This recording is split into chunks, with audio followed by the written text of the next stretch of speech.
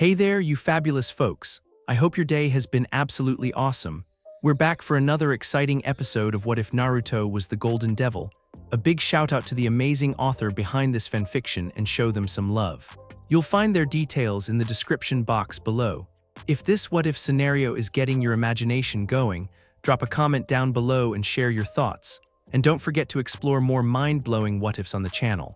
Alright, without further ado, let's jump right into this video.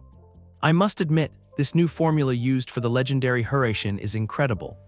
Ajuka stated as he operated his machines as several cameras and scanners surrounded one of Minato's Harem kunai, continuing to type in new information that he was receiving from his scientific equipment, the blonde humanite belonging to standing right beside him. This goes far beyond the original technique created by Tobirama Senju during the Great War, and he was considered to be one of the most gifted paladins of his lifetime. Not only were you able to master it on a level far beyond its creator, you found a way to improve it and make it your own with the creation of these kunai knives. I'm honored to be compared to Tobirama-sama. Tales of his prowess on and off the battlefield inspired me and many of my friends back at the orphanage where we grew up.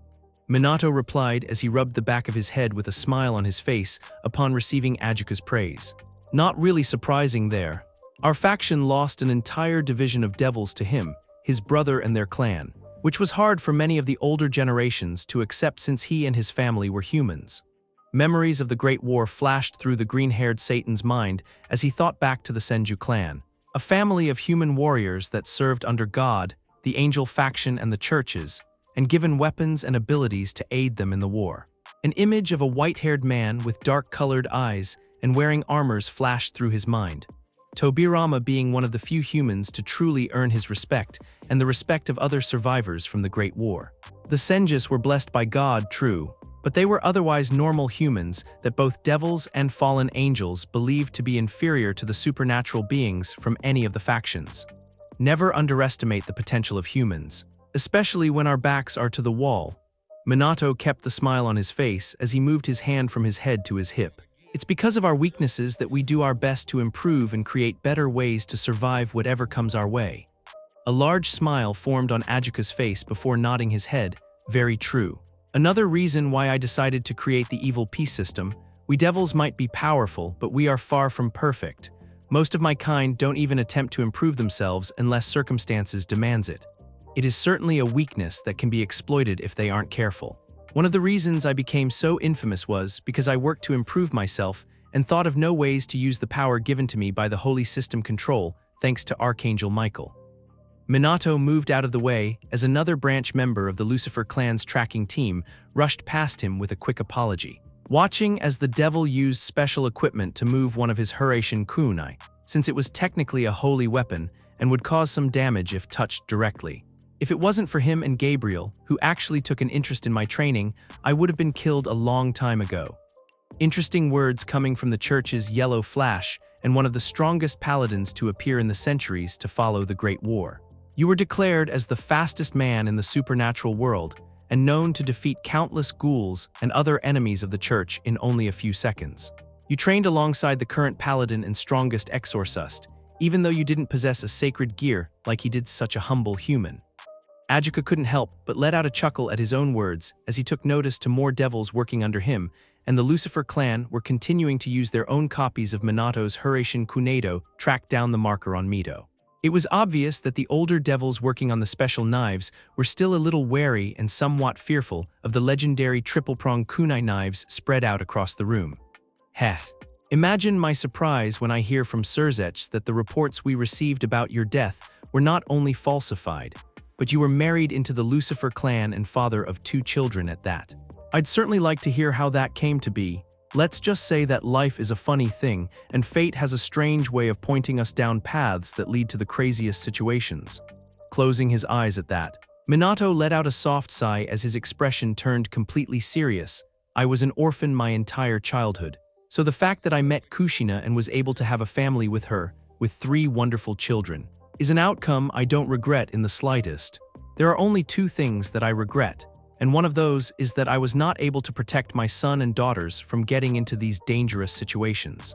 But I guess that is the consequence of getting rusty after being out of action for so long. I need to get back into shape, If things are heading in the direction I think they are. At least you have no issues with admitting that. Ajuka spoke up after a few moments of silently reviewing the data being collected from the Harem formula. Only a very few actually swallow their pride to admit to their own failings, while others believe that they don't need to improve themselves in any way and see themselves as invincible. If I'm being honest, it is those types of people that I dislike the most. Ever the dedicated scientist, aren't you? A female voice spoke up from behind them, making the two men turn their heads to see Kaguya walking up to them with an amused expression on her face and her arms crossed under her large bosom.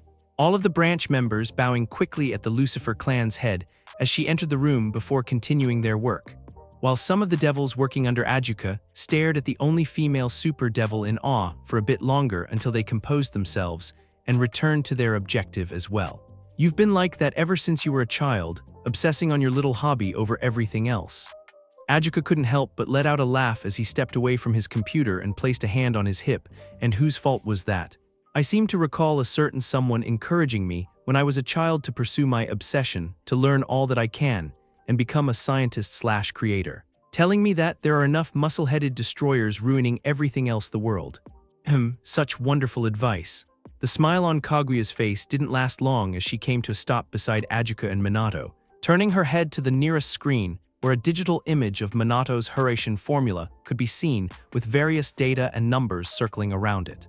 Any updates as to finding out where the House of Bodhis took Mito and Koneko? Shaking his head with a scowl forming, Minato couldn't help but let out a heavy sigh. Unfortunately, we've got nothing on the magical end so far.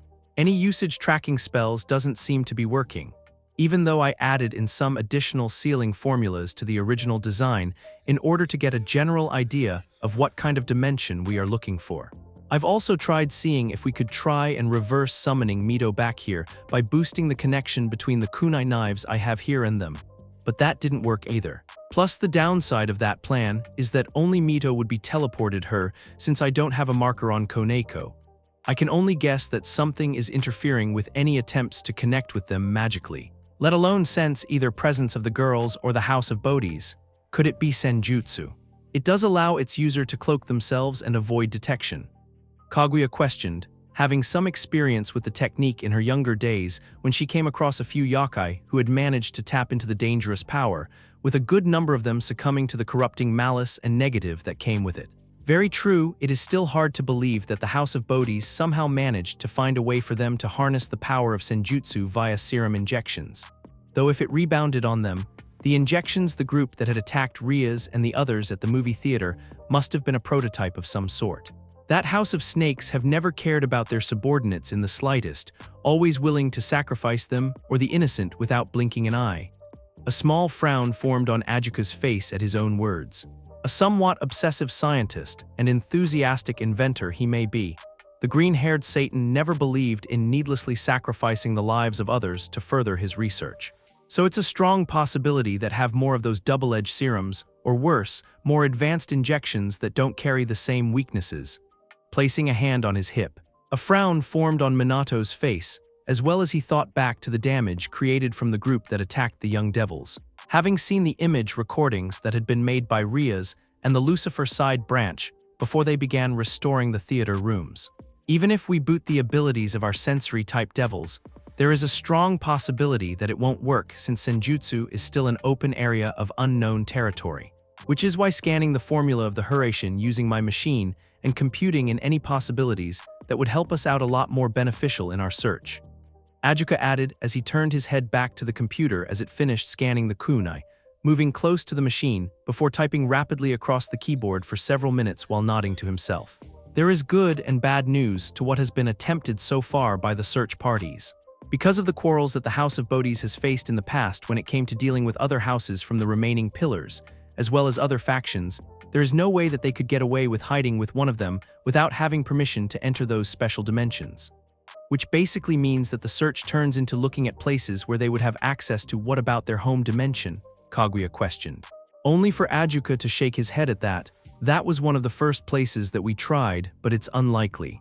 After the whole issue involving Kuroka killing Sutairi Bodhis, the other Satans and I took a glance at their records, and while we didn't find any documentations about what he and his house were up to recently, there was still enough evidence for us to put them under suspicion for crimes against other houses.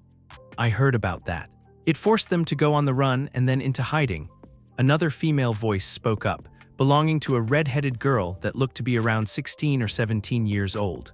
She had long red hair that was inherited by the females of the Lucifer clan, though it had the unique style of being short and spikier on the right side of her hair, in contrast to the longer and straight style she had on the left side of her head. Another unique thing about the girl was the brown narrow glasses that she was wearing, which were glinting from all of the computer lights and magical circles hitting against them in the dark room. She was wearing a lavender long-sleeved shirt with the sleeves rolled up to her elbows, and had the last few buttons undone to expose her navel, and a loose white necktie, black pants that reached just past her knees, and tucked into a pair of black thigh-high, low-heel boots. Reaching a hand up to her glasses to push them up, the action removed the glint from them and revealed her crimson eyes which matched the color of her hair. If we are going by deductive reasoning, there is a strong chance that they are hiding somewhere connected to the House of Bodhis in some way, probably through one of Sutairi's hidden labs. It was no secret that the bastard had hideouts all over the place. We just need to find a place that would benefit them the most and see if we can detect anything that could lead us to Senjutsu or the Hurration mark on Mito-chan.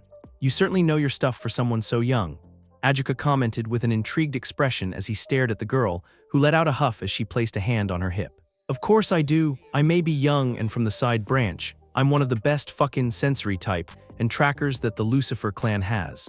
So instead of having light conversations, let's focus on the important matters at hand.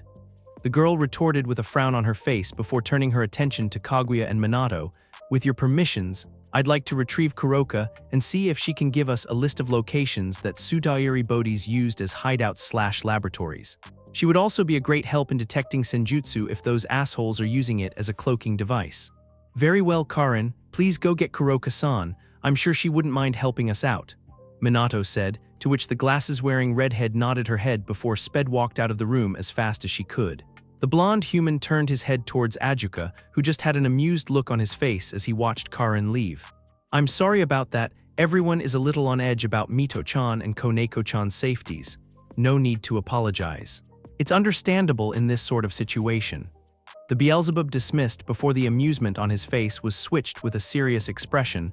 Besides, locating the House of Bodhis and rescuing the girls are only the first steps. The rest of your clan hasn't been subtle in their preparations for battle.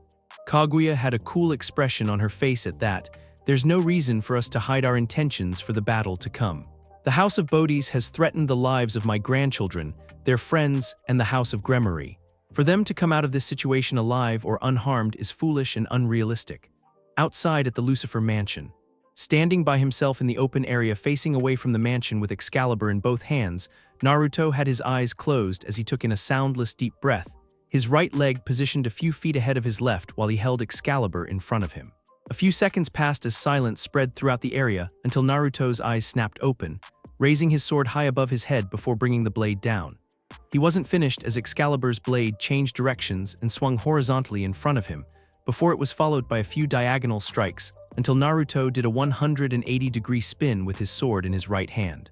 Frozen in his stance for a few seconds, Naruto let out a sigh as he stood up straight before looking down at Excalibur with frown. It's still off, Naruto muttered to himself as he moved his sword to his side, rubbing the back of his head with his free hand. That looked pretty good to me, especially since you were using a Western sword. A familiar voice spoke up from the side, making Naruto turn his head to see a smiling Gemini walking up to him with her hands behind her back. Sorry, didn't mean to interrupt. I just saw you from the window and came to see how you're doing. No problem, I needed the distraction, waiting for my dad and the others to track Mito and Koneko. Being able to do nothing is driving me crazy, Naruto confessed as he raised Excalibur up to his face. I figured if I focused on how to improve myself with Excalibur it might help keep me busy until then, but I'm having some problems. Well, that makes sense. Gemini spoke up as she walked up to Naruto with her gaze focused on Excalibur, leaning closer as she came to a stop a few feet away from the Lucifer heir and his sword, making sure to keep a good distance from the holy sword, the divine energy coming from it. Not really smart to get too close to those things if you didn't have an affinity for holy objects. Whenever I see you training, it looks like you're trying to fight with a sword you don't have. You were trained to fight with a Japanese sword, right? You could tell, Naruto asked with a raised eyebrow. Gemini nodded her head with a smile as she pulled back, doing a fist pump with patting the bicep of her arm. I may not look like it, but I was trained how to wield a katana by a powerful samurai by the name of Mifune. He taught me how to fight with a sword and the way of the samurai. The way of the samurai, huh? Naruto repeated as he placed his free hand on his hip. In other words, the Japanese equivalent to a knight. In a way, but at the same time there are several differences between the two as well. Just as there are differences in fighting and wielding Eastern or Western swords. Avalon explained as she appeared over Naruto's shoulder with her eyes closed and arms crossed. Exactly. Which is why I'm confused, Gemini spoke up as she circled around Naruto with a puzzled expression, her gaze shifting up and down the Lucifer heir's form. It is obvious that you are better at fighting with a Japanese blade, so why keep Excalibur stay in its default form? One of its abilities allows you to change it into whatever sword you want, right? No real reason, I just didn't want to change its form just to suit me. I'll have to get used to fighting with Excalibur's true form eventually. Though without an expert swordsman of the Western style to teach me, especially someone who trained with medieval swords like this, it's going to be a while until then. Avalon can help a little, but even she said that having a physical instructor would be better than her giving me verbal lessons. Naruto explained as he dismissed his sword before looking up at the sky, while Avalon sat on his shoulder. I tried going to the one who trained me the first time, but Miya-sensei wasn't able to help much except for telling me to continue practicing so I would get used to the heavier weight of Excalibur compared to the Japanese swords I've used in the past. Makes sense, I suppose, but don't hold yourself back too much because of stupid macho pride. Never know when it could come back and kick you in the ass. Gemini stated as she flashed a smile at Naruto before realizing what she just said and who she said it to. Oh, sorry about that. People say that I need to think before speaking, not to mention my tendency to daydream a lot. Don't worry about it, you're absolutely right. I can't be an idiot and let my pride get the better of me. Letting out a low chuckle, Naruto shook his head a few times in a dismissive manner. And I think speaking your mind is a good quality. And honestly, those kinds of things make you who you are, so I'd prefer you be yourself instead of holding it in and acting like someone you're not. Gemini's eyes widened at that before a bright smile formed on her face followed by laughter. You're a nice guy, know that? If you say so, Naruto answered with a shrug at her words. It wasn't kindness when he said that, it was just he hated it when people lied to themselves and tried to change how they were to appease others around them. Feeling Avalon's small hand pat the side of his head, Naruto shifted his gaze to see the tiny spirit, who silently motioned back towards the mansion. Naruto nodded his head in understanding before turning back to Gemini. Sorry, I've got to go and see if there are any leads to finding out where Mito and Koneko were taken. No problem, I've got to get ready myself. If we're going to go to war with the House of Bodhis, then I'll need to make sure my blade is ready for action.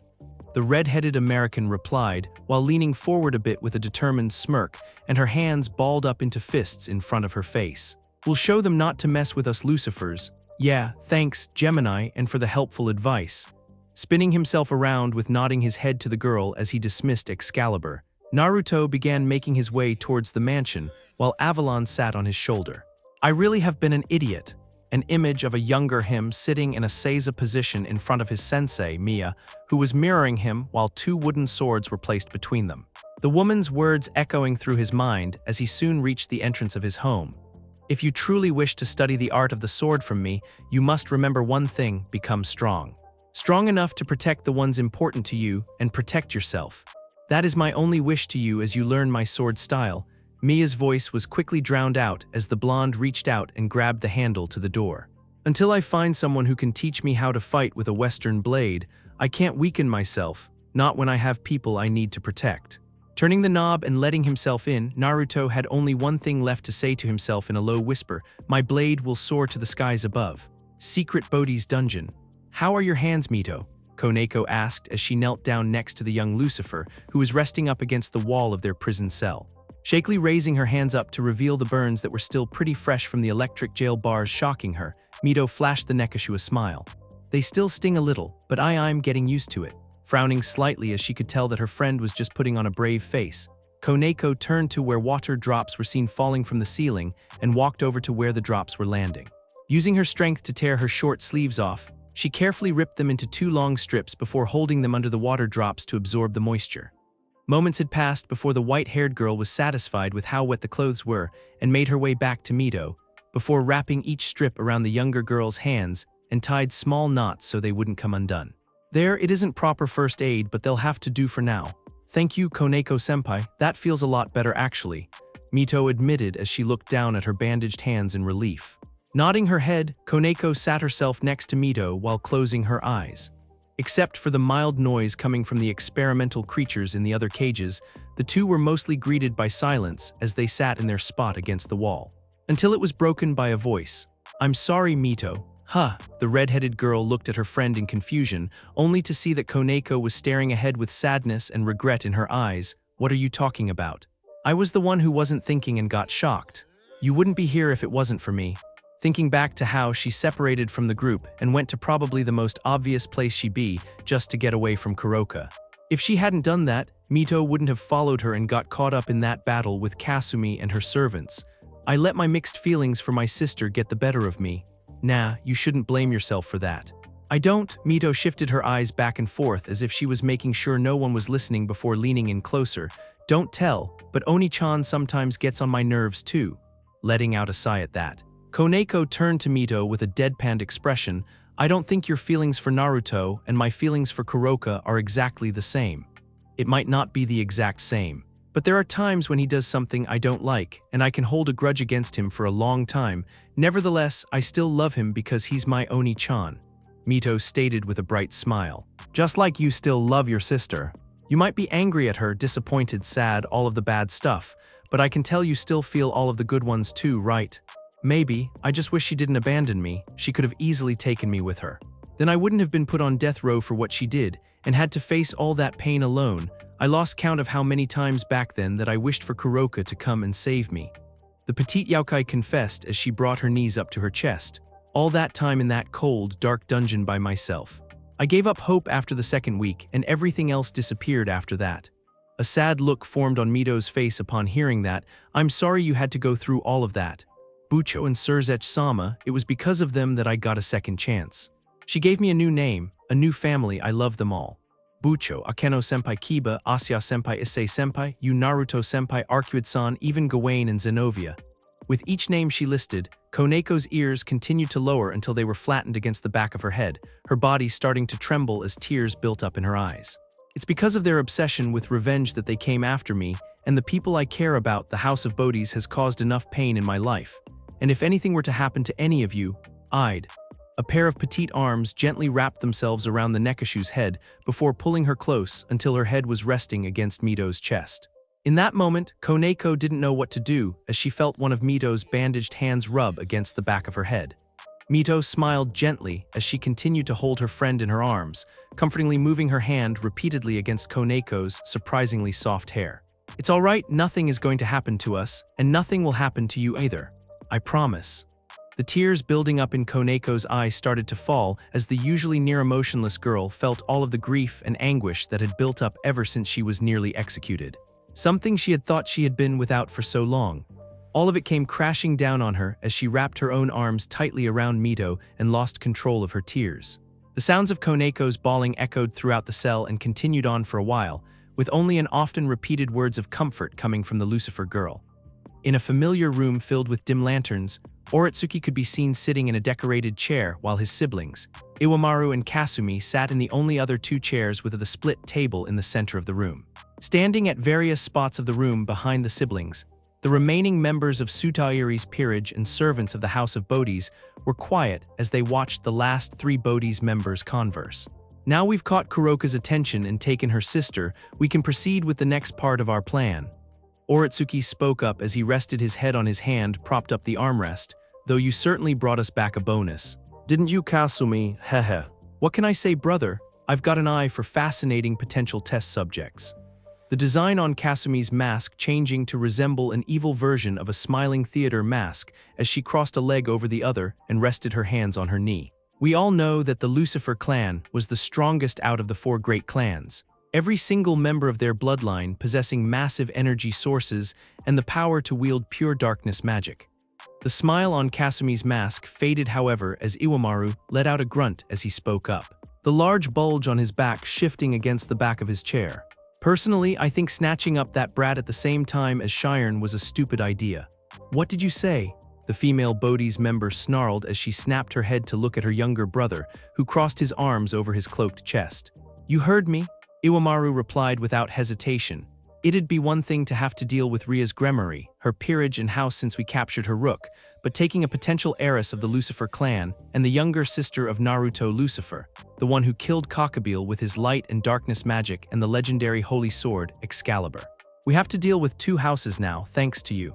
Don't go blaming this on me. If we had you doing the recovery, Shiren/Koneko would be in fatal condition, and you would have definitely killed Mito Lucifer." Kasumi's mask changed to look like a snarling beast as she angrily pointed her finger at the cloaked Bodhis. "We would have had to deal with them anyways. Well, you got me there."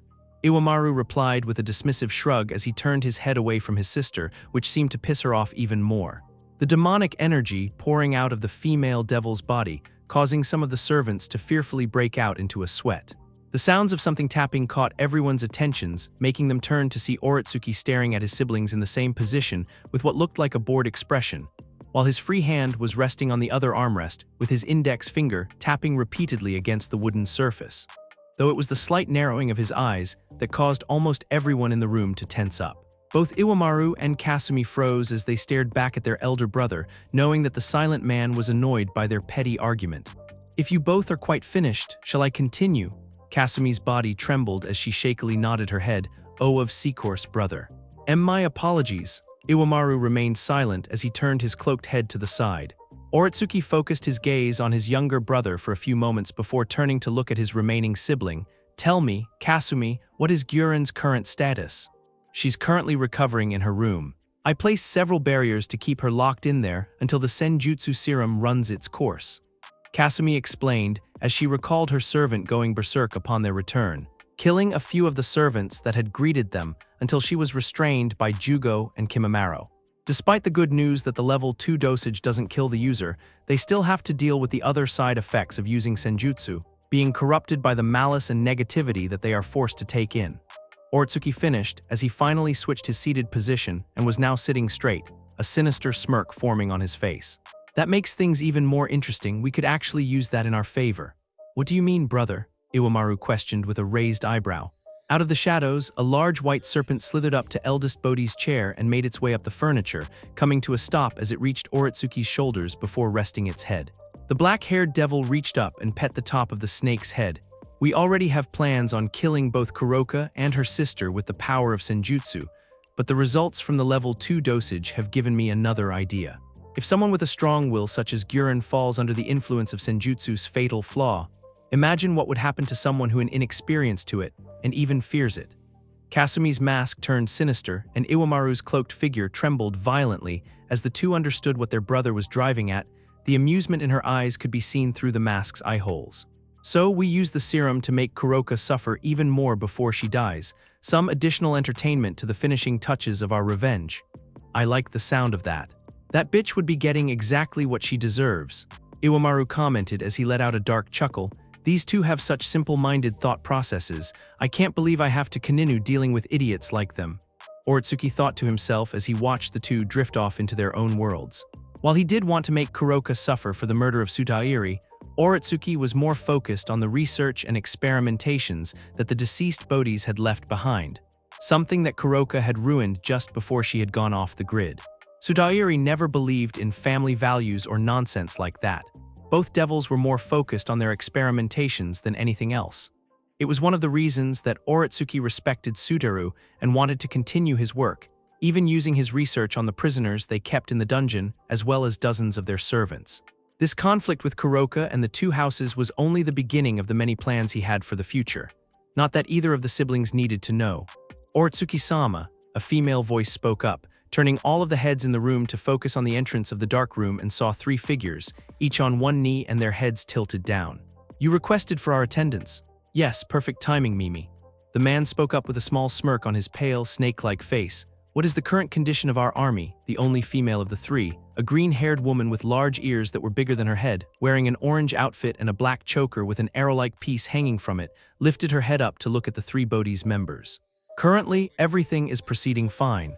The experimental foot soldiers and chimera beasts are lashing out at anything that comes near their cages, though Shin is keeping them in line. They will be more than ready for the battle to come." Such ugly creatures. They were enhanced so much that they lost all sense of reasoning and have become mindless creatures hungering for blood. Kasumi commented with disgust present in her voice, recalling all of the test subjects she and her brothers had discovered in Sudairi's secret dungeon after his death. The ones in the secret dungeon's cages were the more dangerous and bloodthirsty of the experimentations, and many of them hungered for meat, any kind of meat they could get their claws on. Then there were the extras that she and her brothers had added to the House of Bodhi's collection, where many of them were located in the very prison where Koneko and Mito were being held. All of the test subjects were enhanced, sliced and merged, or forced to endure the unpredictability of the senjutsu prototype dosages. Most of them either died, went insane, became feral beings with no resemblance to who or what they originally were. On the right side of Mimi, kneeling with a hand raised to his black biker cap, a muscular man with straight blonde that reached past his shoulders let out a small groan as he muttered to himself. He was wearing a tight black biker outfit and a purple eye mask that exposed his multicolored ringed eyes. I can't stand the sight of those things, always feel nauseous looking at them. You've got it easy with just enhanced sight me. I was almost positive that their stench alone was going to be enough to kill me. The other man, Hana, kneeling on the left side of Mimi, added with annoyance as he brought a hand up to his large pink nose. He was a lightly toned man wearing a revealing, dark-colored outfit that matched the color of his twice-braided black hair and had a white mask over his face that had an opening for his nose to stick out through enough. The two men tensed up at the sound of Oretsuki's voice before bowing their heads even lower. Have the foot soldiers and chimera beasts transferred to the defense points. I doubt that the cloak we have over our location will last. Once you have done that, transfer our guests to Laboratory 8. Laboratory 8? But Oretsuki-sama, isn't that where Mimi started to say, only to be cut off by Oretsuki raising his hand to silence her? Yes, which is exactly why I am telling you to bring them there. The eldest Bodhi shifted his gaze to the side and focused it on a certain orange-haired rook, Jugo. I want you to assist them with the transfer in case those two try anything. If they manage to defeat Mez and hold back Guren before the senjutsu injection, then having someone with combat abilities will be needed. All right, that was all that escaped the quiet Jugo's lips before he walked past Kimimaro towards the kneeling enhanced trio. Let's get going, the sooner we get this done the better. Of course. Excuse us, Oretsuki-sama, Kasumi-sama, Iwamaru-sama. Hanami and Mimi all bowed their heads before rising to their feet and made their way out of the room with a silent Jugo a few steps behind them. The door slowly closing behind them with an echoing creaking sound coming from its old and damaged hinges. With the doors slamming shut, the siblings once again started to converse with many of the other servants listening intently to their plans, except for two pairs of eyes, which discreetly turned their gaze towards the exit. Lucifer Mansion's secondary library. I can't stand not being able to do anything to help, Issa exclaimed as he continued walking back and forth repeatedly, leaving everything to Minato-san and the others is annoying the crap out of me. Ever since the search for Koneko and Mito began, the members of Naruto and Ria's peerages had split up to spend the waiting time however they wanted. Both Kuroka and Naruto had wandered off to take care of their own businesses, the former commenting about how she didn't want to be left wait around in a room and wanting to get a drink, while the Lucifer heir simply stated he wanted to get some solo training done. With an offer from Arcuid, the White Queen took Gawain and Zenobia into one of the diorama time spheres to also get some training in until the House of Bodhi's location had been confirmed. Since their headquarters was still encased in crystal at the moment, the rest of Ria's peerage had decided to wait in the Lucifer clan's secondary library. It was a large room that was basically a studies room that had a fireplace, couches, and an oval table in the center. It wasn't long after that Kushina had taken Asya for some one-on-one instructing, leaving Akeno, Issei, Kiba, and Rias in the studies to simply wait as some servants stopped by with snacks and refreshments for the group. Watching the brunette walk around with a sympathetic look, Rias let out a soft sigh. I understand how you feel, Issei, but this is something that is currently beyond us. Luckily, Onisama has some of the best scouting devils assisting Minato-san and the Lucifer clan, as well as Ajuka-sama help with the search, so hopefully we won't have to wait long. She's right, Issei. No one here has any tracking abilities, not anything that can be helpful in this scenario at least, Kiba said, voicing his agreement despite how much he hated to admit it. But the blonde knight didn't let those thoughts get to him as he shook his head to clear his mind. If you want, we can join Gawain and Zenobia in one of they've been in there for the past few hours training with Arcuid-san. Yeah, that sounds good to me. Issei nodded his head with a determined look, but as Kiba rose from his seat, the pawn suddenly grabbed his left arm with a wince, focusing his gaze on his boosted gear, which had once again changed and was slightly bulkier. After his battle with Kabuto, the sacred gear refused to vanish, but that was to be expected after allowing it to be taken over by dragonification, and he still had his trump card ready for the battle ahead. Hopefully it'll be enough to last the rest of the battle. "Are you okay, Issei?" Rias asked after seeing her pawn's actions. Nodding his head, a reassuring smile formed on Issei's face. "I'm fine, Bucho. It doesn't hurt, but I can feel how different it is compared to the rest of me. I just to get used to this new arm. If you want, we can try and make it appear human," Akeno offered while pouring some tea for herself and Rias. "It won't be much, but it might help with getting used to it." "No, I'll wait until after we finish this battle with the House of Bodhis and save both Koneko-chan and Mito-chan." Issei clenched his gauntlet hand into a tight fist. "Those assholes need to pay for what they've done." Turning his head to look over at Kiba, the two shared a nod before making their way out of the room, leaving Rias and her queen behind in the room. "Everyone is certainly fired up, aren't they, Bucho?" Akeno questioned as she handed a teacup to the redhead, who nodded her head in thanks before taking the cup. Just as Rias was about to take a sip, however, her power of destruction sparked from her fingers and broke the teacup in her hand, causing the hot liquid to cover her hand. The Gremory heiress stared at her trembling hand for a few seconds before letting out a hollow chuckle as she started to use healing magic on the burns. "Can't really say that I'm any better, can I?" We finally get the whole story about what happened to Koneko back then, and these arrogant assholes think that they'll just get their vengeance so easily. It might not be so much as them thinking that getting their revenge will have no backlash, but rather that they might not care what happens to them after. The buxom lightning user pointed out as she walked over to a small cabinet and opened it to find a bunch of supplies, including a small brush and dustpan set. Though it's impossible to know what is going through their minds during this whole thing, nor do I have any desire to. Agreed. Rias nodded in agreement as she watched the liquid burn marks disappear off her hand, before her gaze shifted to Akeno as she started cleaning up the shattered teacup remains. "Sorry about that, Akeno. Don't worry about it. I'm worried about Koneko and Mito-chan as well," Akeno admitted while using the handheld brush to clean up the shards, sending her king a reassuring smile.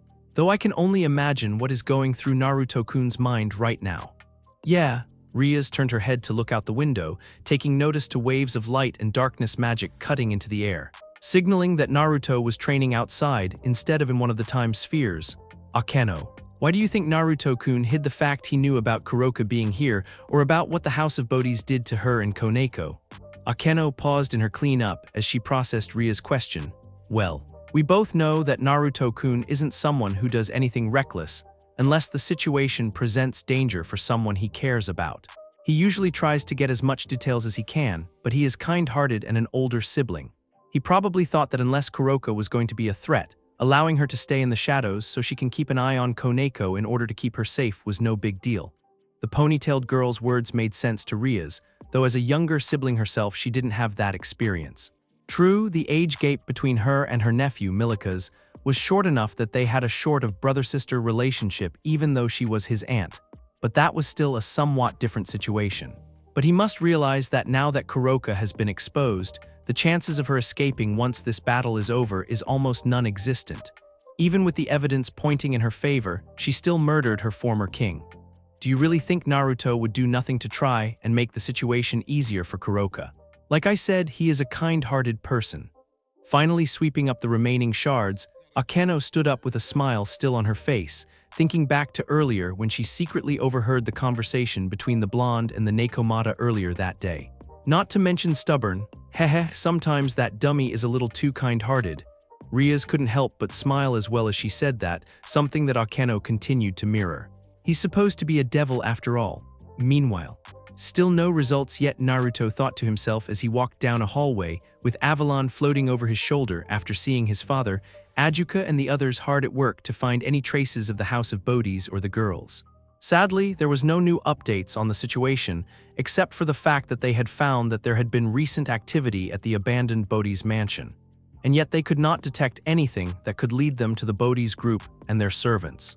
Whatever was causing the issues, both Ajuka and Minato, after getting some information from Kuroka earlier, had concluded that it had nothing to do with Senjutsu, which only added more chaotic questions to what was happening. There has to be something that we're missing, If it isn't senjutsu, then it has to be something that is unique, like a spell or something. For such a small group, they've certainly caused a lot of trouble in the last few days. A male voice spoke up as Naruto was about to turn the corner, making him come to a stop at the familiar voice. Not even a few seconds later, another familiar voice, this one female, was heard. That bastard Sutairi was always an annoyance with his constant need to upgrade his peerage or the house's servants. I was just one of the lucky ones that he only did surveillance on instead of experimentation. Once he saw my talent with spells and my incredible magical power from absorbing both of his bishop pieces, he pushed me to learn as much as I can, and eventually, I ended up surpassing him in that field. Naya, blinking a few times in confusion, Naruto poked his head around to see Kuroka and Surzech standing alone in the next hallway, the former leaning against the wall with her arms crossed under her large, barely covered chest and a leg raised up against the wall, while the Lucifer Satan was standing not too far away from her with his usual. To the blonde's surprise, Surzech didn't have his usual easygoing smile as he conversed with Kuroka, something that doesn't happen often according to Rias. Surzech-san and Kuroka. It's strange to see them together. Avalon whispered to her master, who lifted up a hand to silence her so they could hear what the two were saying. So it wasn't your plan to learn senjutsu? Surzech asked with a raised eyebrow. No, but that didn't mean I didn't benefit from it, Naya. A cold smirk formed on Kuroka's face with her answer. He actually pressured me into learning how to harness the power of senjutsu after learning about it in ancient tomes on yokai. He especially took an interest in the infamous Kyubi no Yoko, Kurama. Kurama, for some reason, repeating that name in his mind seemed to spark something inside of Naruto. A sense of familiarity, as if he had heard the name somewhere and yet couldn't place where. The blonde wasn't the only one to recognize the name as a silhouette of a giant nine-tailed kitsune with red-orange fur and glowing red eyes flashed through Surzech's mind. You're talking about one of the two leaders of the Kyoto Yaokai faction, correct? That's right, Naya. He is one of the few other Yaokai besides me that can properly use senjutsu without succumbing to it. Kuroka pointed out as closed her eyes. There is another member of Sutairi's peerage that came from a clan that has the instinctual ability to absorb senjutsu energy without any training. His name is Jugo. He actually helped me with learning how to harness its power, and was there to support me in case I ever took in too much. If only I knew what Sutairi was planning when he saw the results of my training. And that's when you took action, the Satan stated as he figured out what the Nekashu was driving at. The House of Bodhis was always known for its unorthodox methods and research, but it's horrible to think they were going to use an innocent child like Koneko for experimentations. Kuroka shook her head. It's obvious to say that they don't care if their test subjects are adults or children, as long as they get results. Senjutsu was only one of the few things that Sutairi was looking into in pursuit of his true goal. Of creating the ultimate super devil, you say. It isn't polite to eavesdrop on them, Naruto-sama, Avalon-san. Avalon and Naruto nearly jumped out of their skins at the voice suddenly speaking up from behind them, spinning around to see a serious-faced Graphia standing behind Naruto with her hands clasped in front of her abdomen. The blonde and tiny spirit couldn't help but sweat a little as they noticed the disappointed look in her eyes. Graphia-san, what are you doing here? Naruto questioned with an uneasy look, feeling a level of intensity in Graphia's gaze. I am here to keep an eye on Surzech-sama while he converses with Kuroka. She might not be an enemy, but she is still an SS-class stray devil. The silver-haired queen responded while lifting her head a bit towards the corner where on the other side, her husband was talking to one of the underworld's most wanted criminals. As a maid of the House of Gremory and Surzech's queen, it is my job to keep him safe. I'm surprised that she didn't mention being his wife. She really is dedicated when she is on the job, as she puts it. Avalon thought to herself as her respect for the woman rose. Kuroka isn't going to attack anyone. She wants to get Koneko-chan back safely, just like I want to get Mito-chan back. Clenching one of his hands into a tight fist, Naruto hardened his gaze as he spun around and started to walk forward. I trust her and want to help her as much as I can. Just make sure to keep your guard up in the battle to come. Naruto briefly paused as he heard the woman's words before continuing to walk around the corner. She is only saying that out of concern for your safety, Naruto-sama. Avalon said as she followed after the Lucifer heir, to which he nodded his head in understanding. I know, but that doesn't mean I'll see Kuroka as a threat. After killing Sutairi and a good number of servants after finding out what they were planning to do with my Shiren, only 3 members of the family survived. Those are his siblings, Oritsuki, Kasumi, and Kasumi. Other than them, only some of Sudaire's peerage, Kasumi's servant, Guren, and a few others remain. Kuroka's eyes narrowed as another thought came to mind during her explanation, the yellow-amber color of her eyes glowing slightly at that moment. And if they still have access, there are a bunch of creatures that Sudaire had created and enhanced in his special dungeons. That devil was a sick, twisted monster that deserved to die. Sounds like we have an intense battle ahead of us. You have my sincerest apologies, Kuroka. Surzech closed his eyes briefly as he said this, making the stray cat look at him with an unreadable expression. You were forced to take things into your own hands to protect your sister and got punished for it. I would have done the same thing if it meant I could see Ria's safe. I agree. The two turned their heads to see Naruto walking up to them with a small smile on his face, Avalon floating over his shoulder while Graphia seen a few steps behind him. I'd do everything I could to keep Asya-chan and Mito-chan safe. Surzech grew a small smirk on his face. Nice of you to join us. I take it there is no update on the search. Unfortunately no, Surzech-sama, Naruto replied with a shake of his head, only to be caught by surprise as the older male came up to him and wrapped an arm around his shoulders. Come on now, we're going to be family, call me Oni-san, the Lucifer Satan said cheerfully. I'm not really, at least give it a shot, ga. Surzech was pulled away from Naruto by a strong grip on his cheek courtesy of a stern Graphia. The maid closed her eyes with a sigh as her husband moved closer to her. Please control yourself, Surzech-sama. We are currently in a serious situation and can't afford to goof around. Wower fu ween. Ab your husband, Naruto, Avalon and Kuroka couldn't help but sweat drop at the sight. Graphia certainly deserved the title strongest queen with how she was disciplining one of the four great Satans like he was a misbehaving child. A thought occurred to Naruto as he glanced briefly at Kuroka for a few seconds before turning to the two older devils. So what is the story about Kuroka's condition? I mean, the only reason she killed Sudaire was because she was protecting Koneko, not to mention all the horrible things the house was doing in secret. Surely that can say something against her status as a wanted criminal, right? Kuroka blinked at those words and looked at Naruto with a raised eyebrow. Freeing himself from his wife's grip, the redhead was silent as he looked back and forth between his future brother-in-law and the stray devil. True, with all of this new evidence, it is more than likely that the charges against her won't be as severe. The House of Bodhi's practically declaring war on two other devil families points in her favor as well. But you have to understand that she did kill a high-class devil, so the underworld will want some kind of punishment to be in force. After all of this has been concluded, the kill-on-sight order will be lifted. Graphia clarified while closing her eyes in thought. Instead, it will most likely be a prison sentence for a certain amount of years, followed by a probationary period where her location will be monitored at all times. A big contrast to her earlier predicament.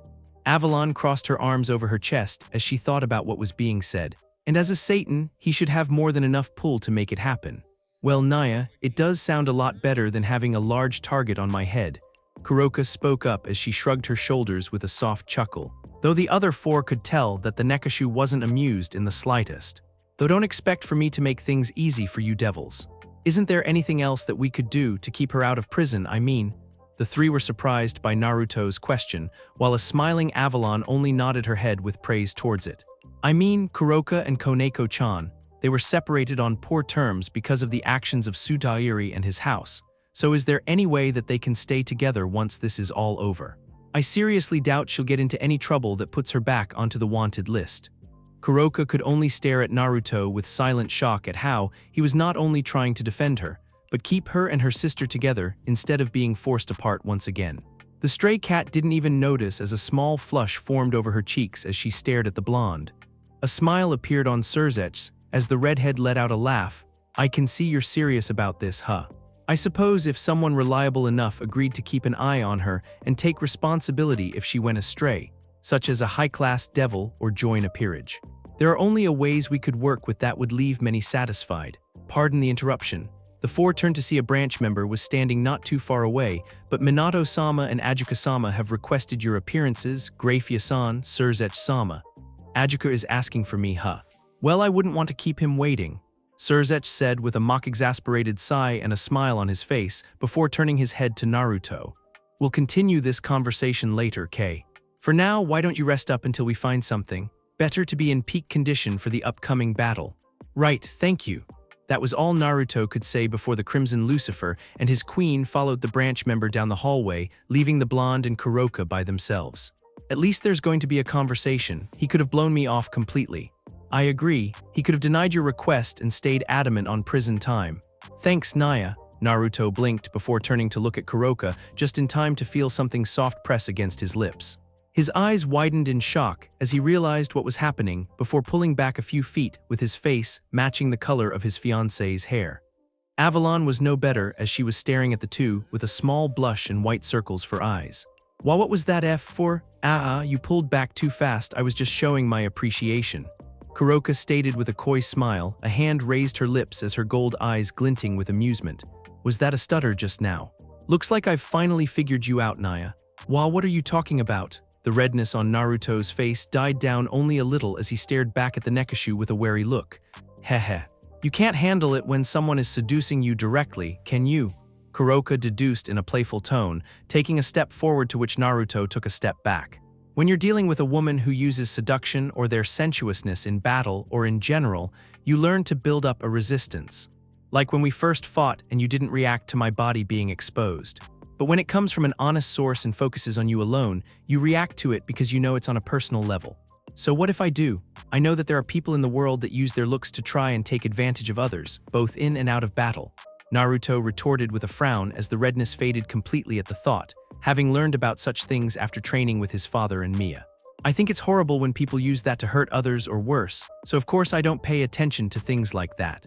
Taking a step forward once again, Kuroka continued walking until she was only a foot away from Naruto with a smile still on her face, slowly reaching out a hand towards his face. What about me then? You know that I use my body to my advantage. There's a big difference. I can see it when I look at your eyes. That comment caused Kuroka's hand to come to a stop just before she could touch his face, the Yaokai's eyes widening as she stared at him. You like to tease and have fun at my expense, but not once have you ever tried to take advantage or hurt me. I can tell that you're actually a very kind person and someone I can trust. That's enough, Avalon suddenly shouted as she flew in between the two with an enraged look, having finally snapped out of her thoughts. I don't know what you're planning, Kuroka, but I won't allow you to play with Naruto-sama's heart. Hey, Avalon, you know that the wielder of Excalibur was cut off as the tiny spirit flew up to his face with a stern gaze. Let us go, Naruto-sama. I'm sure Rias and the others want to see you. Boo, let us go. Avalon interrupted once again as she flew up to his ear and started pulling with surprising strength. Okay, all right. Sorry, Kuroka, I'll come find you once we find out where Koneko and Mito are. Naruto called out as he was forced to follow his tiny partner down the hallway. Come on, Avalon. I can walk on my own. Didn't Grafia-san tell you to keep your guard up around her? I don't think that's what she meant. Watching the two disappear from sight, Kuroka remained silent as she was left by herself in the middle of the hallway. The Nekashu's arm falling to her side as her head tilted downwards, her cat ears flattening sideways as her front bangs covered her eyes. Saying that you trust me so easily, how am I supposed to respond to something like that? Are you feeling better now, Koneko-senpai?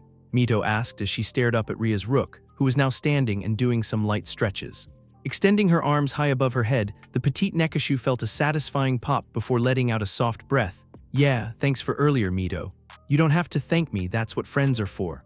A large smile formed on Mito's face as she said that, something that Koneko mirrored as she watched her kuhai rise to her feet as well. So do you think there is any way for us to get out of here without magic? Staring at her fist for a few seconds, Koneko walked over to the wall behind Mito while motioning for the girl to move away. After making sure that her friend was a good distance away, Koneko pulled an arm back before punching the wall, causing medium-sized crater to form around her hand with spider cracks stretching from it. But not even 5 seconds after Koneko pulled her hand away from the crater, that a rune formed over the wall and completely restored it to its previous condition. Well, the good news is that I still have my physical abilities as a rook, so my strength is still here. But it looks like the cell is reinforced with some magic and can repair itself. So there's nothing we can do while we're in here. Mito let out a heavy sigh at that as her body slouched forward and arms dangled comically. This is like when I was kidnapped by those fallen angels' assholes. The only good thing is that there are 2 of us instead of split up in separate cells. Agreed. Koneko nodded as she crossed her arms over her chest. The best option we have will be to wait for the best opportunity and somehow escape from this place. Once we do that, hopefully we can teleport out of here. The sounds of a door opening caught their attentions, making them turn towards the stairs leading to the dungeon's entrance, where light from the outside could be seen shining into the dark room. Both of them noticed 4 shadows could stretching into the room thanks to the light. something that the inhabitants of the other prison cells also noticed, judging by the increase in loud noises and physical movements. Motioning her kuhai to move behind her, Koneko braced herself as she watched the light from the outside disappear quickly before the sounds of footsteps could be heard coming closer by the second. The first person appear in her sight was Mimi, followed by Hana and me, people she recognized from when her sister was a part of Sutairi's peerage. They weren't members of any peerages, rather, they were ordinary servants turned into test subjects and enhanced to be surveillance scouts. Mimi's ears could hear the sound of a pin hitting the ground from over 30 miles away. Hana's nose wasn't just for show, as it allowed his to pick up the scent of anything no matter how much the smell is camouflaged. And Mi's enhanced eyes let him see anything to the tiniest detail up to the same range as Mimi's ears, probably the even further if he concentrated. They might have enhanced senses, but I remember they aren't that strong. Mito and I should be able to overpower them, Koneko thought to herself as she watched the three draw closer to the prison, mentally preparing herself as she clenched her hands into fists, until she caught sight of another figure that was a few steps behind them, someone she didn't want to see. "Jugo-san, it's the jerk," Mito exclaimed in shock as she pointed a finger at the silent orange-haired man who was wearing a purple cape that covered most of his body except for his open-sandaled feet. "Looks who's grown up from the little kitten that clung to Kuroka's leg every chance she got." Hana's nose twitched in amusement as he reached the girl's cell, bending down until he was eye-level with the frowning Koneko. "Though she's still little in some areas, isn't she?" Both Koneko and Mito's eyebrows twitched at that, the latter glaring angrily at the large-nosed man. "Shut it, pervert. This one is even smaller somehow. I'm 11 years old. What kind of freak would have giant boobs at my age?" Mito roared with multiple twitch marks forming as Koneko held her back from behind by her arms. "Even I want to punch you for that," Mimi commented as she looked at her comrade with a deadpanned look, an imaginary arrow pointing at her own flat chest. It was an even worse feeling for her since she was in her mid-20s. Feeling the tension between his fellow enhanced allies, Mi decided to speak up. "Maybe we should just get to the matter at hand." "Right," Mimi stated as she turned to face their prisoners, as Koneko released a still miffed Mito from her hold and took a step closer to the cell's entrance. "We have orders to take you both to one of Oritsuki-sama's special laboratories. If you value your lives, you won't try anything. Now step away from the door." Both girls exchanged looks before moving back a few steps back. The green-haired woman pulled out a key from her pocket and held it in front of the lock, causing a yellow magical circle to form over it before it shattered seconds later and allowed Mimi to insert the key into the slot. Koneko's eyes narrowed as she saw a faint glow pass through the bars at the same time the big-eared woman turned the key. She wasn't the only one to notice this as Mito felt a rush go through her and looked down at her hand in confusion. With the door unlocked, Mimi opened the door with the Hana and me standing behind her. "Well, come out and don't even think about trying anything." She didn't get to finish her sentence as Koneko rushed forward and shoulder tackled her into her stomach, causing Mimi to spit up blood as she was sent flying back past Hana and me into the wall behind them, her head leaving an impact as she slid to the floor. Raising her fists up as she stared at the two remaining men, Koneko kept a calm expression as she spoke. "I don't bother listening to threats from weaklings." "Why, you little?" Hana charged at her with his arms raised, only for a few dark lavender spiked chains to wrap themselves around his body until he was completely trapped with only his head left uncovered. "Heh. Malevolent giggling could be heard coming from behind Koneko, making the large-nosed man stared to sweat as he saw a dark aura surrounding a sweet-smiling Mito, the chains originating from her back. "Want to make fun of my size now?" The man didn't have time to reply as Mito's held chains lifted him off of the ground a few feet into the air, before slamming him into nearby walls, ceilings, and prison bars. Mito continued this for a full minute before coming to a stop, the man's mask shattered and his face swollen and bruised to the point he would most likely never recover. "You dumbasses were pretty stupid to not restrain us before releasing the seal on the cell, you know." Mi couldn't help but take a step back in fear as he watched the chains release the battered and unconscious Hana, before turning his attention to Koneko and Mito as the latter fully emerged from the prison cell. "You don't think just because you got the drop on them that you'll get past me and Jugo?" Flexing his muscles as much as he could, his tight biker top ripped apart and revealed his heavy build underneath. "As you can see, I'm a lot stronger than those two. And let's not forget about Jugo's incredible power." The man in question said nothing as he walked forward until he was standing next to me, his actions making the girls raise their guard up even more. "This isn't good, Koneko-senpai. That asshole can destroy my adamantine hell chains easily if he uses that transformation again." Mito whispered to the Nekashu as they shifted closer together. Do you think we can somehow slip past them and run for it? If he does transform, then I doubt it. If he loses control, Jugo-san would chase after us until he got us, or worse. Subconsciously, Koneko's tail lowered itself and her cat ears twisted a little as the girl's focus shifted from the flexing me to the cool-faced Jugo, who slowly raised his hand into the air as markings covered a small part of his face and spread to his arm. The skin color of his arm darkened as it started to grow spikes that formed into a long-bladed axe. Here they come, get ready, Mito. Right, I'll take care of Shiren, you handle the Lucifer bra. Me was cut off as his eyes widened. He wasn't the only one as Koneko and Mito were shocked at what they saw. J Jugo WI, me gasped out as blood escaped his lips. The sharp end of Jugo's axe was penetrating deep into his chest, going straight through his heart. The orange-haired man gave no answer as he pulled his weaponized arm out of me's chest, causing blood to spray into the air as the eye-enhanced man fell backward. Already dead before his body even made contact with the ground. Why did you do that? Wasn't he your comrade? Mito questioned as she looked down at the dead body in shock, taking a step back as the blood pool forming under me continued to grow. I made a promise a long time ago, and I intend to keep it. Jugo finally said as he returned his arm to normal and walked up to the girls until he was standing over them. I'll help you escape this place. Follow me? Why should we trust what you say? You could be trying to lead us into a trap. A raised hand caught Mito's attention as she followed it to see Koneko staring up at Jugo with an unreadable expression. Do you have any proof that we can trust you? Koneko asked as her tail slowly swayed behind her, tensing up when she saw Jugo reach his arm into his cape to search for something before pulling it out for her to see. That's, in Jugo's hand was a small, deformed clay bird with a green body and yellow wings attached to a short piece of string. Is that a charm? Moving closer to get a good look at the item in the tall man's hand, Mito blinked a few times while leaning in. Wow, it looks old, looks a little like something a kid makes. I made that as a thank you to Jugo-san for taking me to a festival while Kuroka was out doing requests. Koneko shook her head lightly before looking up at the man in shock. You actually kept it this whole time? Yeah, Jugo replied while nodding his head before moving the small object back into his cape. Now we need to get moving before anyone else shows up. A sound of clapping could be heard echoing throughout the dungeon, catching the three by surprise as the two girls whipped their heads about to find out where it was coming from.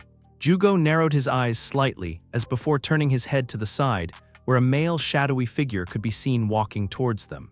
You certainly chose an interesting time to go traitor, didn't you, Jugo? The shadows disappeared to reveal a tall man wearing dark, hooded cloak that was open in the middle to reveal a black, long-sleeved, high-collared shirt bearing an Akatsuki cloud emblem on both its front and back, as well as dark pants and boots. The hood fell back to reveal that he had a pale complexion and no hair, as well as a horizontal scar that ran from his right temple to the bridge of his nose. But the thing that caught Koneko and Mito's attentions the most were the multiple eyes of different colors and pupils that were implanted on various parts of his head, while his right eye was held open by 8 stitches, and was noticeably bloodshot and had a darkened sclera. If I hadn't been suspicious of you from the beginning, then you might have gotten away with killing those 3. Jiga Shin, why are you here? The newly revealed Shin turned his head to see Mimi shakingly rising to her feet, holding her hand over the area where Koneko rammed into her. Why you're supposed to be watching the other dungeon, did Oritsuki-sama send you? Ho, still alive, I see. A smile formed over Shin's face, revealing that he didn't have any teeth as he walked up to the large-eared girl who took a fearful step back, only for the man to grab her by the neck and lift her into the air. Aw, come now, no need to be so scared.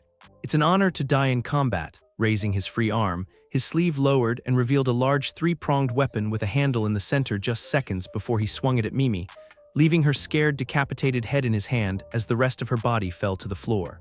Such a perfect expression. Thank you for your sacrifice. A pale Mito looked ready to vomit at what she just witnessed, while a frowning Koneko moved in front of the younger girl in a protective manner. He killed her. What the hell is wrong with these people? Just breathe, Mito, Koneko directed as she and Jugo watched the smirking Shin toss Mimi's head away and turn to face the 3. Sorry for the delay. But proper punishment must be dealt to those who fail. All of Shin's eyes focused in on Jugo with those words, the tension in the air only increasing as the orange-haired man's image reflected in each eye. Although what is done to traitors is a lot worse. Hard to be considered a traitor since I never pledged my loyalty to the House of Bodhis. Jugo clarified with a shake of his head, the only reason I agreed to join Sudayuri's peerage was because I wanted to use him and his research to help me with my senjutsu transformations and my mental stability when using it. To be honest, everything about this family sickens me to no end. Shin shrugged his shoulders after hearing Jugo's words. You say that, but that's never stopped you from following orders up till now without any complaints. What's changing your tune now? That traitorous bitch Kuroka, or perhaps Che? And Eiji Koneko narrowed her eyes as Shin's gaze shifted towards her, feeling unnerved at the way his various eyes were staring at her. Suddenly, a large figure came in between them, making Koneko look up at the back of Jugo's head. Jugo-san, you've always had such a soft spot for children. The bald man chuckled as he focused his attention on Jugo. Perhaps that how I should make you suffer, by making you watch as I beat their bodies to near death just before I kill you. As long as I don't actually kill them, I shouldn't get in too much trouble. You know something? Marking stretched across the left side of Jugo's face, his skin darkening and his left eye changing with the sclera turned black while the iris became yellow. You talk too much. Charging forward with both of his arms darkened and grew armor-like shell over them with what appeared to be jet-like appendages coming out of his elbows, which releases a sudden burst of bluish energy that increased Jugo's speed. The distance between him and the smirking Shin quickly shrunk. The multi-eyed man used his large blade to intercept the attack and hold it at bay for a few seconds before he began pushing back against the heavy pressure, giving him enough room to use the momentum of Jugo's continued charge to flip over him. Jugo stopped releasing energy from the jets to diminish his speed and spun on his heel, just in time to intercept Shin's incoming attack by grabbing the two sharp prongs of the blade with both hands, his transformed skin hard enough to prevent them from getting cut by the sharp weapon. But that didn't seem to bother Shin as he jerked the secondary arm he was using as extra pressure in his strike, his actions revealing a chain in his hand that was now spinning in the air with a spiked weight on the end as the chain curled around both of their bodies and was about to make contact with Jugo's head. The orange-haired man's upper back quickly started to bulge underneath his cape, before it teared open as two large appendages erupted and intercepted the spiked weapon. The two appendages morphed into wings that looked like giant webbed claws, with one grabbing the entire weight and chain while the other reached forward towards Shin's head. One of the eyes on the right side of his head, with a purple iris with a blue pupil shaped like a seven-pointed star, twitched as it turned to face Jugo and his incoming claw wing before it released a pressurized jet that tore a large hole in the wing and cutting into the wall near Koneko and Mito. The beam didn't dissipate as it started to move with the eyes gazed towards Jugo's head, while cutting into the ground next to the girls and getting closer by the second. Increasing his grip on the three-bladed weapon in his morphed hands, it instantly breaking apart, allowing Jugo to duck under the incoming beam, and he pulled an arm back as a piston emerged from the open hole of his elbow. Shin barely had time to cancel his I-beam attack as he leaped back and avoided Jugo's first punch, which was soon followed by another as Jugo charged after him. Nice try, Jugo. But while your attacks are powerful, a rook is always the slowest in a peerage. Shin gloated as he slipped under an incoming overhead strike, countering with an elbow to the chest before spinning and delivering a reverse roundhouse kick to Jugo's face, making him stagger back. An enraged look started to form on Jugo's face as he continued his assault, scoring a blow to Shin's shoulder that made the bald man let out a grunt before backflipping, kicking Jugo in the processes, and landed on the ceiling. This was only to use as a solid support as he leaped down at Jugo with the remains of his weapon, which had lost the three blades but still had a bunch of sharp, jagged edges coming out of it, holding it in front of his head as he stabbed forward. You annoying pest, just die already. Jugo's second wing claw moved in front of him and intercepted Shin's strike, holding tightly as he started slamming him against the stone floor and walls like a ragdoll. Shin gritted his teeth as he felt the damage being done to his body with each impact, before his darkened left eye started to glow red. Watching Jugo continue to ragdoll Shin from her spot behind, Mito took notice to the shards that had broken off from Shin's weapon were starting to float off the ground, all of them coming together to form a spinning disc that flew towards Jugo's back. Look out! Hearing Mito's warning, Jugo caught sight of the spinning projectile heading towards him and moved out of the way in time for the disc to avoid his main body, but it cut through the connection to his wing claw and freed Shin from the tight grip. Jugo glanced at his now bloody back before manipulating his transformation to seal up his back and return it to normal. Those damn eyes of yours really piss me off. Turning his head back to see Shin removing his right arm hand from the detached giant appendage, he could see that it was incredibly bruised and bloody, and most likely completely useless now. Deciding to not give the white-skinned man any time to breathe, Jugo rushed forward with one of his arms pulled back once again. Hehe, I'm gonna beat you to death. This is bad. Jugo-san is starting to lose control the more he uses his senjutsu transformations. Koneko thought fearfully to herself as she watched the man that helped take care of her slowly get consumed by his bloodlust, thanks to what she feared the most, senjutsu. We have to end this battle now before he turns his attention towards us. There's no telling if he will be able to control himself even if he remembers he's trying to help us. Turning her head back to look at Mito, the Nekashu blinked as she saw the focused look on the younger girl's face.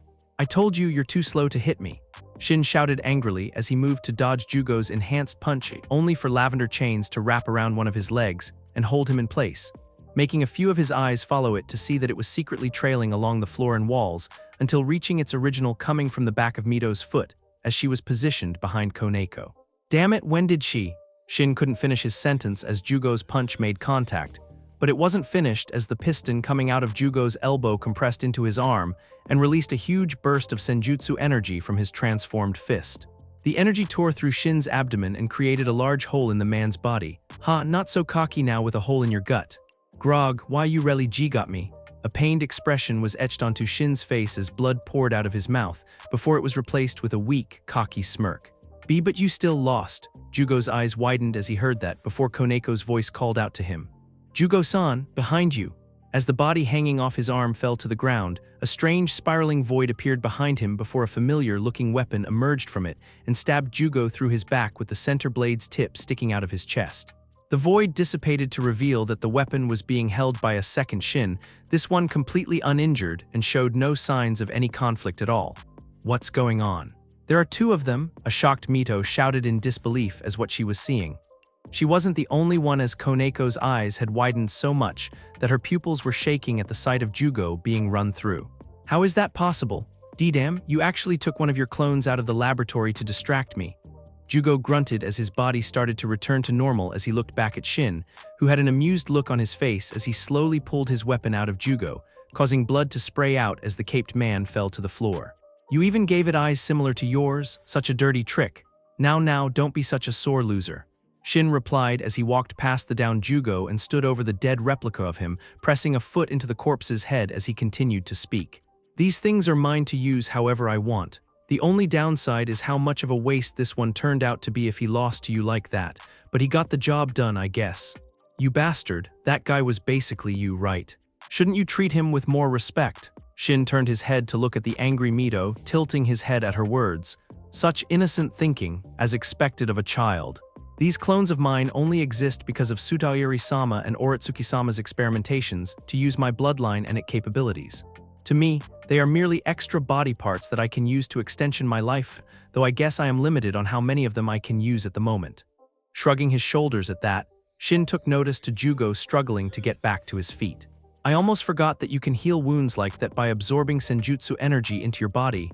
Better kill you now before you try attacking me again.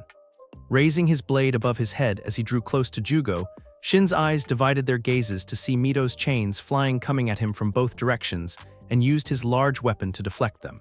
But movement below him caught his attention as he looked down to see that Koneko was under him with a fist pulled back, her demonic energy concentrating just over her curled fingers. All of his eyes widened at how fast the Nekashu moved to get close to him like this, especially since rooks were known for their slow speed. Koneko, you definitely have a lot of power and endurance thanks to your abilities as a rook, but against a fast opponent you will have the disadvantage. Simply increasing your speed with training and magical weights will help with your proficiency in hand-to-hand combat, but you should add more to your arsenal. Kaguya's voice echoed through the girl's mind as she continued to charge her power, the energy surrounding her hand starting to spark before it turned into a powerful flame. Is that elemental manipulation? No, she actually turned her demonic energy into flames. Could her Yaokai blood be allowing her to do this? Shin thought to himself as he felt the heat coming from the Nekashu's fist. Inferno! Koneko threw her arm forward and delivered an uppercut to his chin, Neko punch. The impact of Koneko's punch caused blood to spray out of Shin's mouth as he was sent flying back, while the flames created by her punch got caught on his shirt and slowly started to spread. Seeing the man go back at least 9 meters, Koneko turned back to see Mito was struggling to help Jugo get back to his feet and rushed over to the two. Looking over to the white-haired Yaokai as she got close, Mito had a worried look on her face. He seems to be healing, but he can't move on his own yet. Roger, Koneko nodded her head before taking Jugo from Mito and hefted the tall man over her shoulder. If the situation wasn't so serious, it would have been a funny sight to see such a large man being lifted up so easily by a girl not even half his size. We need to get away from this area and find a place to teleport out of here. Jugo-san, is it possible in this dungeon? It is possible, but only a member of the Bodhi's house or a servant can leave because of a special barrier that has been cast over the place. Jugo grunted through the pain as he opened one eye to look at the girl holding him. We have to get as far away from Shin as possible, so I can create a teleportation circle for us. As if I will let that happen. The three quickly spun around to see Shin rise to his feet, tearing off the remains of his burning shirt to reveal over a dozen more eyes located at various points of his body. The three of you will not escape. I will make sure of it, thanks to my clones. As Shin said this, 6 more spiraling voids similar to the one he used to arrive appeared around the man as each one had a figure emerge from them. Unlike Shin and his original clone, however, these new clones were much younger, but they were all exactly the same. They all had the same pale white skin that Shin possessed, and unlike the original, had faint cyan-colored hair that were slicked back and tapered to a point. The young clones seemed to lack eyebrows and had perpetually wide-eyed expressions with dark rings around their eyes. Each clone was wearing high-collared light blue kimono shirts, gray obi wrapped around their waists, white pants, and black arm guards and open-toed boots with distinct zigzag treads. So many of them, how many clones does this guy have? Mito whispered as she worriedly studied all of the new faces, the looks on their faces giving them a somewhat deranged appearance, and saw that they all had similar weapons to the original Shin. We had so many trouble with one of them, but 7, we might not have much of a choice. Koneko replied as she adjusted Jugo on her shoulder. I doubt we could outrun them while they have the home advantage. Capture the girls, but don't spare Jugo. With all the research and experiments they have done, the House of Bodhis no longer has any use for him. Shin ordered as he pointed his blade at the 3, to which all of his younger clones nodded in understanding before rushing towards the girls. Here they come, Koneko stated as she and Mito prepared themselves. Dance of the Seedling Fern, a voice called out as hundreds of white spike-like blades shot out of the ground in the space between the girls and the clones, something that caused many of the latter to halt in their charge, and instead tried to escape the continuous blades continuing to emerge, with an unfortunate few getting impaled by many of the white objects. On the other side of the strange white divider, Mito and Koneko moved back as far as they could, which was a lot easier on their side as the white-bladed spikes were not as ferocious. What is all this? Mito asked as she and Koneko examined the spikes as they slowly came to a halt. Is it me or do these things kind of look like bone? It is bone, you're late, Jugo called out with a soft groan, but as he said this, a familiar figure was seen emerging from the bone as if he had merged with it. Kimimaro-san, Koneko repeated with a surprised look, which was to be expected since he was the last person she expected to be here. The white-haired man was mostly silent as he walked up to the 3 with an unreadable expression, before coming to a halt as he reached 4 feet away from them. Unlike you, Jugo, I wasn't planning on blowing my cover until the time was right, but you just had to take the chance to get these girls to safety. Wait a minute, you're against the House of Bodhis too? Mito pointed at the man with a comically shocked voice and trembling figure. But from how Kiba talked, you were like seriously loyal to Sutari and his house. I am loyal to Sutairi-sama even after his death, but my heart does not serve the House of Bodhis. If I had my choice, I would exact my vengeance upon Kuroka at the first chance I would get. Kimimaro stated with a frown on his face as he angrily thought about the Yaokai that killed his master. An uneasy look appeared on Koneko's face as she studied the man. So why are you? Because you do not have anything to do with my desire for revenge. You may have been the reason Kuroka took action, but she is still the one that ended Sutairi-sama's life. It goes against my personal code of honor to involve the innocent. Kneeling down to get a better look at Jugo, who was now standing on his own feet while being held up by Koneko, Kimimaro took notice to the still healing, medium-sized wound going through his back. As to why I am taking action now, you can blame one of reasons on the actions of my closest friend and him getting injured because of it. Sorry, Kimimaro, don't worry about it. Now then, sounds of something striking the wall of bone swords could be heard coming behind them, making the girls look behind Kimimaro to see that a familiar beam was seen blasting against the surprisingly sturdy bones. The knight stood up to his feet as he too looked back at his creation. Will all those experiments and eyes of his, It shouldn't take Shin and his clones long to get past my dance of the seedling fern. Get going, I will hold them off. If you stay, you'll die. Koneko warned as she watched the man grab the collar of his shirt and pushed it off his shoulders, causing it to wall to his waist. Come with us, Kimimaro-san. I'm sure we can. No. Kimimaro interrupted as he kept his gaze on the bone wall as it was starting to crack and fall apart. I have no intention of siding against the House of Bodhis, on the side of the vile woman who killed my master. Besides, I'm not long for this world anyways. As soon as the words left his lips, a violent cough was quick to follow as Kimimaro covered his mouth his hand. It soon came to an end, and the man removed his hand, allowing the girls to see a large glob of blood in his palm. But if I can assist with your escape with Jugo's survival, I have no regrets on giving up my life on my terms. But why? Mito exclaimed as she shook her head, feeling tears build up in her eyes, not knowing why she was feeling such sorrow about this mad dying for them. No, it was because he was sacrificing himself, even though he didn't know them, even though they were supposed to be his enemies. There has been so much death already, you don't have to be added to the list. A small smile formed on Kimimaro's face at that. Do you say that out of a kind heart or ignorance to war? Nevertheless, you must learn to close your heart to the pain you will face down the line, or it will consume you. Now go, before they finish breaking through. Thank you, Kimimaro-san. That was all Koneko could say as she and Jugo started to turn around, using her free hand to pat the crying Mito on the shoulder, signaling for her to follow. Kimimaro, goodbye my friend, Jugo called out as he and the girls hurried along the dungeon path. Closing his eyes as he took in a deep breath, Kimimaro reopened his eyes to see that Shin and his clones were now visible through the nearly destroyed wall of bones. Goodbye Jugo, live a long life het. I almost wish I had a chance to fight Ria's Gremory's Knight once more, but at least I am going out fighting. With that said, Kimimaro pulled 2 bone swords out his body before charging at the wall just as the first clone had made it through the opening. Let's see how many of you can survive my dances before my body gives out.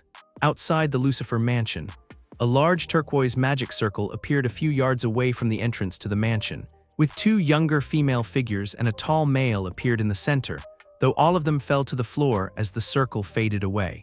The first to get to her feet was Mito, who studied the surrounding area and took in all of the familiar surroundings. Next to her was an injured Jugo laying on his stomach, while Koneko was on her back, slowly raising herself into a seated position. We're back, we made it back home, an excited Mito shouted in relief, wrapping her arms around Koneko as she cheered. Koneko nodded her head as she released the breath she didn't realize she was holding in, patting Mito's back with a smile on her face before turning to look at Jugo. Her smile dropped as she saw that the man was not moving and gently pushed Mito away before scooting closer to him, placing her fingers against his neck.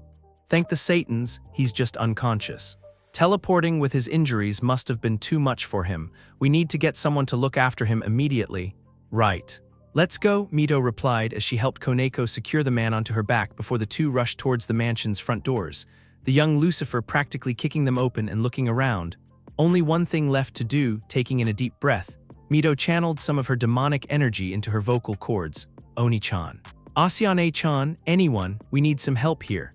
The silence surrounding the 2, plus 1 unconscious, only lasted a few seconds before the rumbling of multiple footsteps could be heard coming from everywhere at once.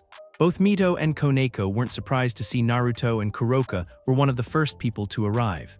They and several others, including Ria's, Kushina and Asya stared down at them in shock before rushing as fast as they could to intercept the girls. Kushina was the first to make it towards them and wrapped her arms around Mito as tightly as she could without hurting her daughter, something that Kuroka replicated much to Koneko's discomfort, the older sister not caring as she unknowingly knocked Jugo off the younger Nekashu's shoulders onto the floor. Naruto and Ria's shared worried look as they examined the girls as they were being embraced by Kushina and Kuroka, before turning their attention to the unconscious, injured Jugo. Isn't this one of the rooks that belonged to Sutairi? Asya let out a gasp as she recognized the man. I remember him. He was with that man who fought Gawain. Struggling to get out of her mother's hold, Mito immediately went to her sister's side. Asiane-chan. I need you to heal this guy, please. Asya blinked in confusion at her younger sibling's request until she saw the look on Mito's face and nodded her head with a determined expression. All right. Leave it to me. Jugo must have gotten injured during his attempt to free Shiren and Mito, Naya.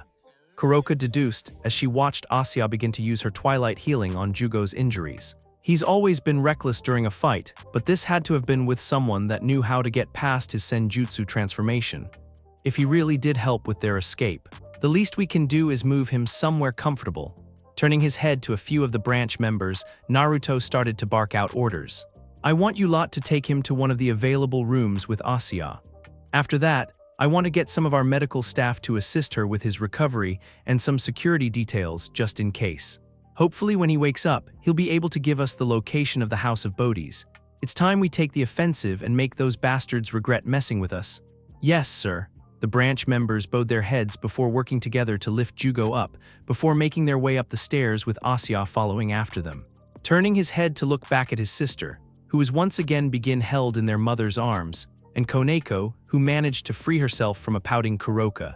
Tell us everything that happened after you were taken, in an unknown location. So the House of Bodhis has finally come out from hiding and are currently at war with the Lucifer clan and the House of Gremory, a male voice spoke up. Belonging to a man that was walking into a tatami room, where two teenage girls could be seen on one knee with their heads bowed a little. Swords at their sides as waited for the man to make his way towards the mat in front of them before seating himself in the seiza position with his hands on his knees. You both know what needs to be done, correct? Yes, Adu-sama. Both girls said at the same time, the slightly older of the two having long black hair that reached the back of her knees, while the younger sibling had short black hair that was in a twintail style.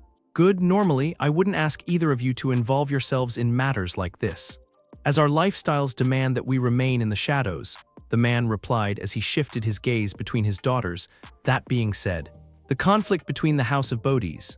Forgive me for asking, father, the short-haired girl spoke up with a small frown on her face.